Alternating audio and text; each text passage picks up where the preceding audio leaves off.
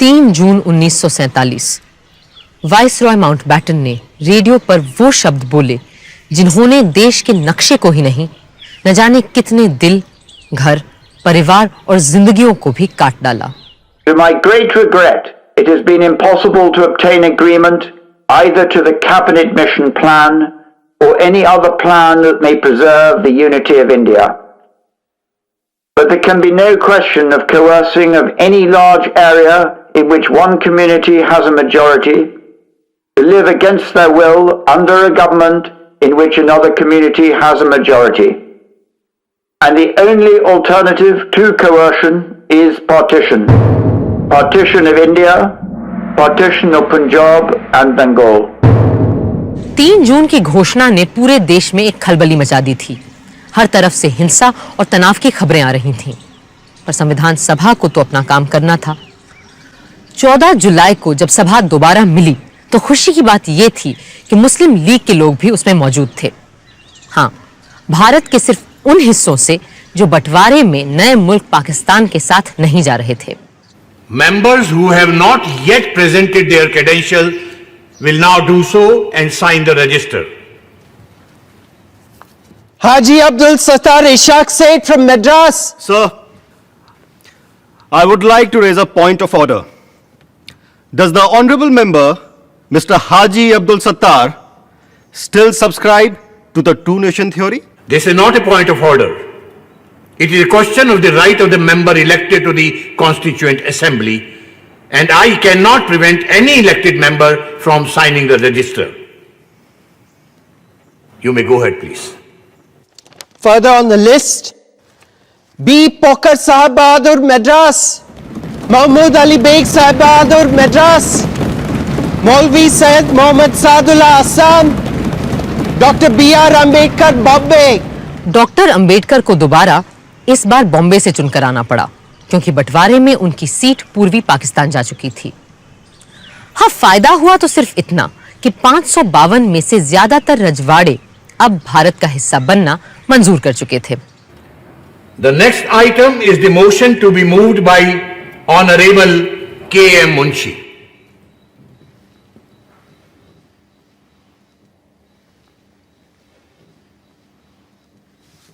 महोदय, इस सप्ताह के अंत तक ब्रिटिश पार्लियामेंट भारत की आजादी का लेजिस्लेशन पारित कर चुकी होगी और 15 अगस्त 1947 को हमें स्वतंत्रता मिल जाएगी। वो स्वतंत्रता जिसका हमें सदियों से इंतजार था।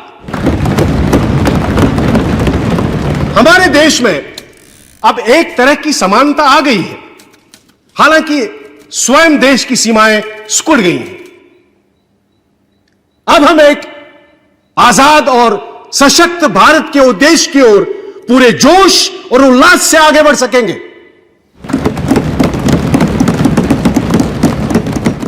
महोदय, हमारे दरमियान मुस्लिम लीग के नुमाइंदे भी उपस्थित हैं। मुझे पूरा विश्वास है कि वो भारत के देशभक्त और कानून का पालन करने वाले नागरिक की हैसियत से यहां रहेंगे और संविधान रचने में पूरी तरह हमारी सहायता भी करेंगे ताकि उनकी माइनॉरिटी को इस देश में एक सम्मानित स्थान मिले। Mr. President, I should have thought there was no need for any doubt whatsoever regarding the fact that we have come here as the law-abiding and loyal citizens of India. एक हफ्ते बाद 22 जुलाई के दिन पंडित नेहरू जब बोलने खड़े हुए तो उन्होंने प्रस्ताव नहीं, कपड़े के 2 टुकड़े सभा के सामने रखे। It is my proud privilege to move the following resolution. Resolve that the national flag of India will be horizontal tricolor of deep saffron, white and dark green in equal proportions. In the center of the white band, there shall be a wheel in navy blue to represent the charkha. The design of the wheel shall be that of the chakra, which appears on the abacus of the Sarnath lion capital of Ashoka. I remember the ups and downs of our great struggle for freedom and how this flag gave us the courage to go on. Many who are not present here today, many of our comrades who have passed away, held on to this flag, some amongst them even to their death, and handed it over as they sank to others to hold it aloft.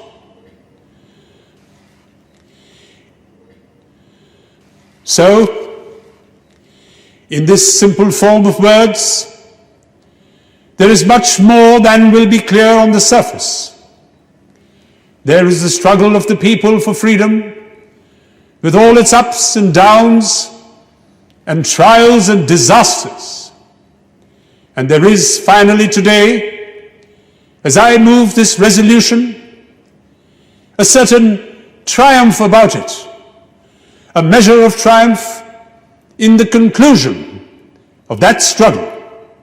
So, I present this flag to you. Perhaps I am partial, but I do think it is a very beautiful flag to look at, and it has come to symbolize many beautiful things. Things of the spirit and things of the mind.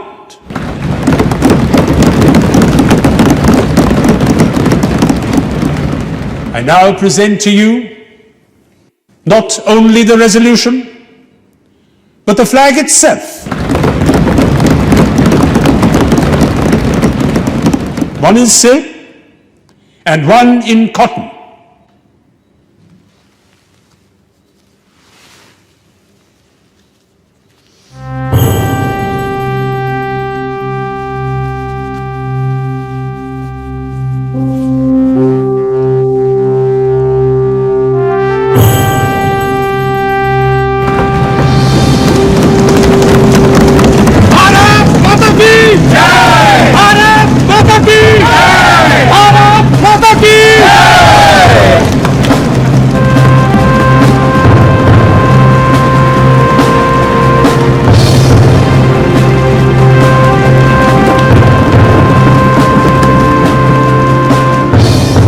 I beg to move this resolution. Mr. President, my amendment is that inside the chakra, in the white band, the swastika, the ancient Indian symbol of Shantam Shivam Sundaram be inscribed. But now that I have seen the flag, I find it somewhat hard to fit the swastika into the chakra. In these circumstances, I beg leave to withdraw my amendment. HV Kamat साहब के लिए हर बात का विरोध करना जरूरी था, पर सदन के बाकी सदस्य हिंदुस्तान के नए परचम के साथ थे। मोहम्मद सादुल्ला ने खुलकर अपनी बात रखी। जनाब सदर, मेरे ख्याल में हमारा परचम सिर्फ परचम नहीं है, इसमें हमारी उम्मीदों के रंग हैं, हमारी जद्दोजहद और कुर्बानियों की कहानी भी है। हमारे मजहब इस्लाम में यही हिदायत दी गई है और मुस्लिम लीग की हाई कमांड और कायदे आजम का भी यही मानना है कि जो इंसान जहां रहे वहां की सरकार और आइन का वफादार रहे। और इसी उसूल को मानते हुए मैं उस परचम को सलाम करता हूं जो यहां हाउस में पंडित जवाहरलाल नेहरू ने पेश किया है। महोदय, मैं कहना चाहता हूं कि 27 वर्षों के इस स्वतंत्रता संग्राम में जिस तिरंगे के नीचे हमने स्वाधीनता प्राप्त की है, वही रंग हमारे राष्ट्रीय ध्वज के रंग हों, यह एक स्वाभाविक बात है। मुझे दुख है कि इस समय कुछ लोग सांप्रदायिकता में मदमस्त होकर आपत्तिजनक घटनाएं कर रहे हैं। अभी परसों की ही बात है, दिल्ली में हिंदी के संबंध में एक सभा हुई, वहां हुल्लड़बाजी हुई। इतना ही नहीं, कई मोटरों पर जो राष्ट्रीय ध्वज लगे हुए थे उन्हें निकालकर फेंक दिया गया। मैं कहता हूं कि सांप्रदायिकता से मदमस्त होकर झंडे का अपमान करना सारे राष्ट्र का अपमान करना है। भारत माता की जय! भारत माता की जय! भारत माता की जय! संविधान सभा का अगला यानी 5वां सत्र शुरू होना था एक बहुत ही ऐतिहासिक दिन, 15 अगस्त 1947। 14 अगस्त की शाम से ही सदन की कार्यवाही शुरू हो गई थी, उस घड़ी के इंतजार में जिसका हर हिंदुस्तानी को जाने कब से इंतजार था। वंदे मातरम, वंदे मातरम, सुजलाम सुफलाम मलयज शीतलाम सस्य श्यामलाम मातरम, वंदे मातरम, शुभ्र ज्योत्स्ना पुलकितयामिनीं फुल्लकुसुमिता द्रुमदल शोभिनीं सुहासिनीं सुमधुर भाषिनीं सुखदां वरदां मातरं, वन्दे मातरं, वन्दे मातरं।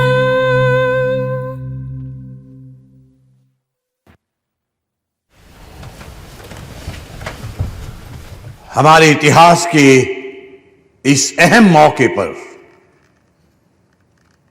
जब आज वर्षों के संघर्ष और जद्दोजहद के बाद हम अपने देश के शासन की बागडोर अपने हाथों में लेने जा रहे हैं, हमें उस परम पिता परमात्मा को याद करना चाहिए जो मनुष्यों और देशों के भाग्य को बनाता है।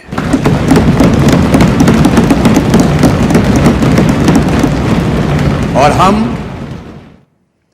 आज उन अनेकानेक ज्ञात और अज्ञात, जाने और अनजाने पुरुषों और स्त्रियों के प्रति श्रद्धांजलि अर्पित करते हैं जिन्होंने इस दिन की प्राप्ति के लिए अपने प्राण न्योछावर कर दिए। हंसते हंसते फांसियों के तख्ते पर चढ़ गए, गोलियों के शिकार बन गए। जिन्होंने जेल खानों और काला पानी के टापू में घुल घुल कर अपने जीवन का उत्सर्ग कर दिया। जिन्होंने बिना संकोच माता पिता, स्त्री संतान, भाई बहन और यहां तक कि अपने देश को भी छोड़ दिया। अपना धन, जान सबका बलिदान कर दिया। आज ये उनके त्याग और तपस्या का ही फल है कि हम इस दिन को देख पा रहे हैं।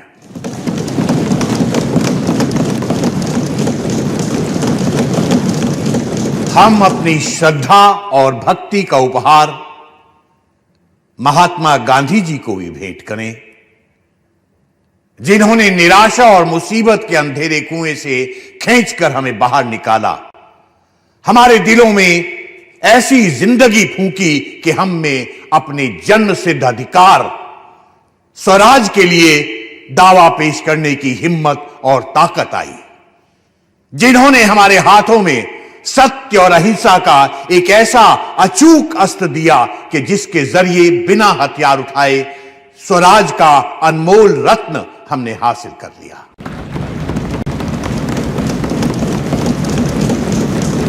जिस देश को ईश्वर और प्रकृति ने एक बनाया था, आज उसके दो टुकड़े हो गए हैं।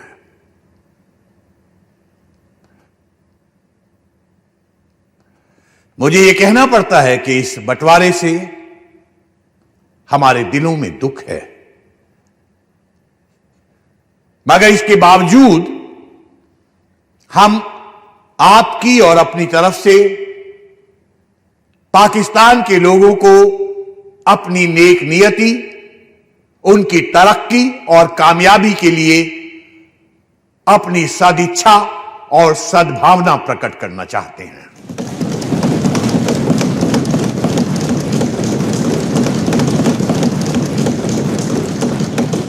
अब इसके बाद मेरा प्रस्ताव है कि हम सब उन वीरों की पुण्य स्मृति में जिन्होंने देश में और देश के बाहर हमारे स्वातंत्र संग्राम में अपनी बलि दी है, कुछ क्षण मौन खड़े रहें।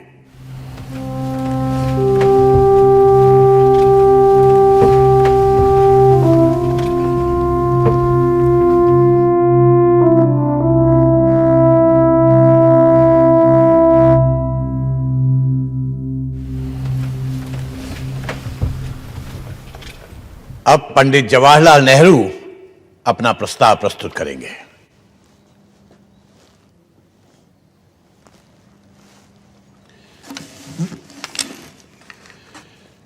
सदर साहब,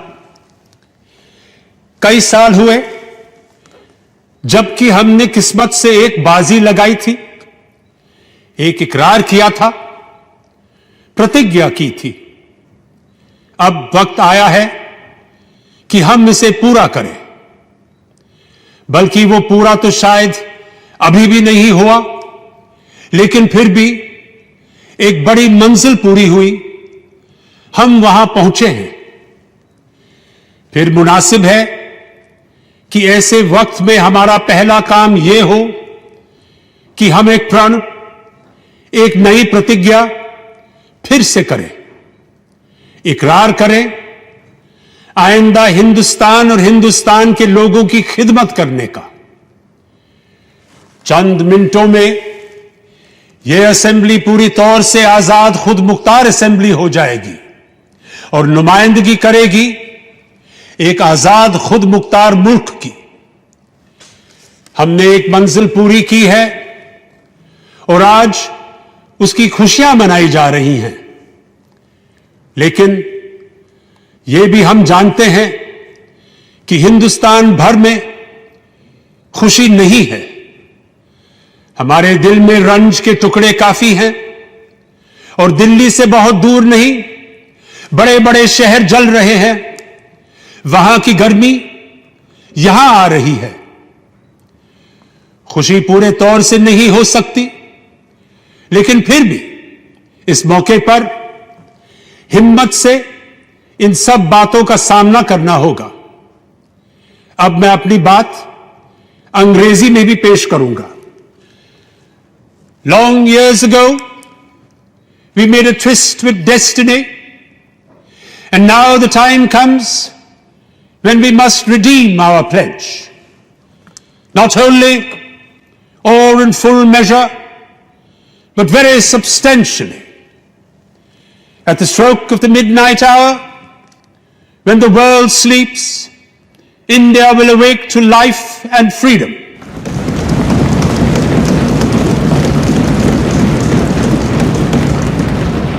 A moment comes, which comes but rarely in history, when we step out from the old to the new, when an age ends, and when the soul of a nation long suppressed finds utterance. It is fitting that at this solemn moment we take the pledge of dedication to the service of India and her people and to the larger cause of humanity. सारा हिंदुस्तान और पूरी दुनिया नेहरू जी के अल्फाज सुन रही थी और घड़ी के 12 बजने का इंतजार कर रही थी। I will now put the resolution to vote. Sir, Mr. President, there are 2 amendments that are standing in my name. No. But since the 0 hour is fast approaching, I do not propose to move my amendments. Thank you. I will now put the resolution to vote. The members will please express their assent by saying aye. We have resolved, as the clock strikes 12, we shall take the pledge.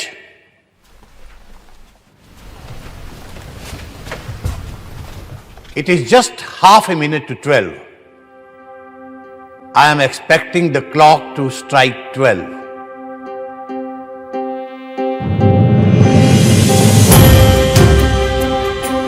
अब जबकि हिंदवासियों ने त्याग और तप से स्वतंत्रता हासिल कर ली है, मैं राजेंद्र प्रसाद, जो इस विधान परिषद का एक सदस्य हूं, शपथ लेने के बाद राष्ट्रीय ध्वज सबके सामने पेश किया गया। Shrimati Hansa Mehta will now present the national flag on behalf of the women of India.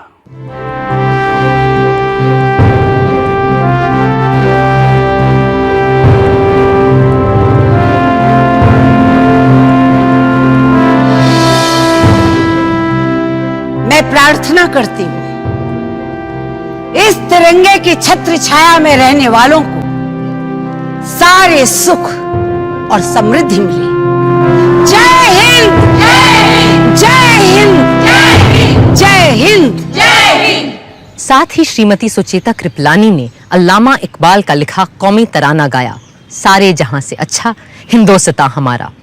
और फिर संविधान सभा में पहली बार वो स्वर गूंजे जो आज भी हर हिंदुस्तानी के रोंगटे खड़े कर देते हैं और सीने चौड़े। जनगण मन अधिनायक जय हे भारत भाग्य विधाता, पंजाब सिंध गुजरात मराठा द्राविड़ उत्कल बंगा, विंध्य हिमाचल यमुना गंगा उज्जल जलधि तरंगा, तब शुभ नामे जागे, तब शुभ आशीष मांगे, गाहे तब जय गाथा, जनगण मंगलदायक जय हे भारत भाग्य विधाता, जय हे, जय हे, जय हे, जय जय जय जय हे। आजाद देश की नई सुबह के स्वागत को सभी जाने माने लोग राजधानी दिल्ली में मौजूद थे, सिर्फ एक इंसान को छोड़कर, महात्मा गांधी, जो वहां से दूर कलकत्ता में थे, जहां वो बंगाल के मुस्लिम लीगी प्रधानमंत्री एच.एस. सोहरावर्दी के साथ मिलकर हिंदू मुस्लिम दंगे रोकने में लगे हुए थे। 15 अगस्त की सुबह भी हर रोज की तरह उन्होंने 5 बजे प्रार्थना सभा की।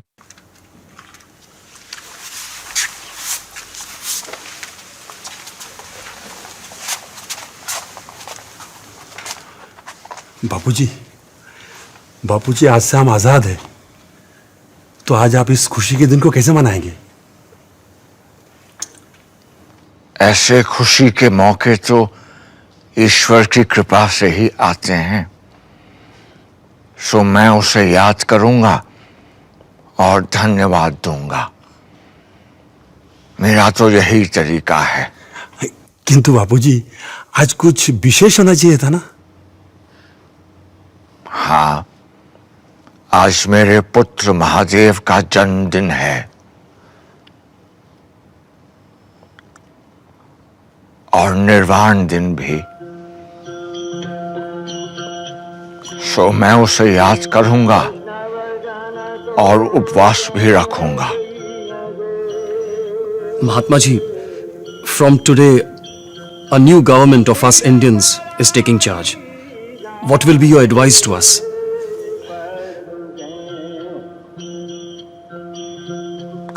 Be humble, beware of power. Power corrupts. Do not let yourselves be trapped by pomp and pageantry.